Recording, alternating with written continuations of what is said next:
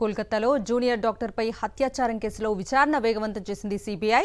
నిందితుడు Sanjay రాయ్కు lie detector test నిర్వహించేందుకు court అనుమతి తీసుకుంది. నిన్న నిపుణుల పర్యవేక్షణలో అతడికి సైకలాజికల్ టెస్ట్ నిర్వహించారు దర్యాప్తు అధికారులు. తాజాగా పాలిగ్రాఫ్ పరీక్షకు అనుమతి తీసుకున్నారు.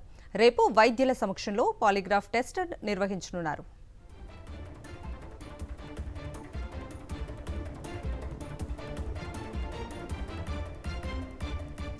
లై డిటెక్టర్ టెస్ట్ను వైద్య పరిభాషలో పాలిగ్రాఫ్ పరీక్ష అంటారు. ఈ టెస్ట్లో ఒక మిషన్ను నిందితుడికి అనుసంధానించి ప్రశ్నలు అడుగుతారు.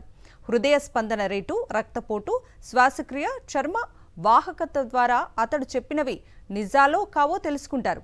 ఈ టెస్ట్లో నిందితుడికి ఎలాంటి సీరం ఎక్కించరు. నార్కో అనాలిసిస్ టెస్ట్లో అయితే సబ్జెక్ట్కు ట్రూత్ సీరం ఎక్కిస్తారు.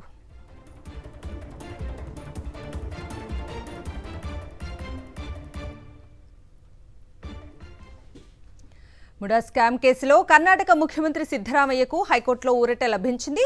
ఆగస్టు 29 వరకు ఎలాంటి చర్యలు చేపట్టొద్దని కోర్టు ఆదేశాలిచ్చింది. మైసూరు నగర అభివృద్ధి సంస్థ కుంభకోణం కేసులో తనను విచారించేందుకు గవర్నర్ థావర్చంద్ గెహ్లట్ అనుమతి ఇవ్వటాన్ని హైకోర్టులో సవాలు చేశారు సీఎం సిద్ధరామయ్య. గవర్నర్ ఆదేశాలు చట్ట విరుద్ధమని వాదనలు వినిపించారు ప్రముఖ లాయర్ అభిషేక్ మను సింఘ్వి.